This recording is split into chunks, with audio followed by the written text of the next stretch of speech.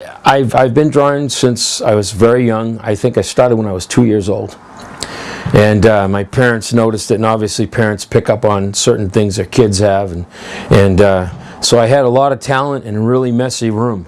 That was basically it. And a typical kid growing up in Concord, New Hampshire. So a cartoonist has the legal, lawful federal right to warp anything. I mean, I'm talking about anything from, I got a couple of, one cartoon my wife likes a lot is Silly Putty.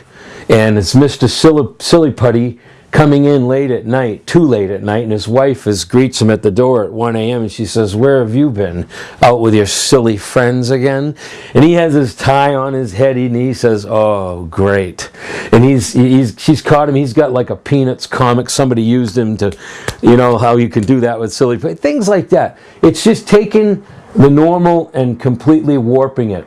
And that's the pun. Funny, yeah. Yeah. He says, hey, like a typical grandfather would interrupt the little junior here. "Watch where you're pointing yourself. You might go off." You know, that's the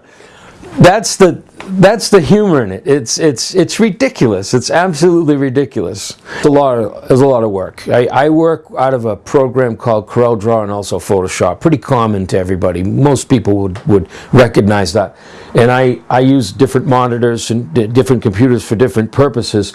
But a scan that can take 5 to 10 minutes to get it right. You scan the hard image or the hard copy, which this is on my tabletop here, and basically the coloring is all done in CorelDRAW, computerized. Thank God for technology. I used to airbrush color all my cartoons, which would take sometimes 4 to 5 hours, if not more. Spiders have hair, you know, they got little things that stick off them and make it look funny.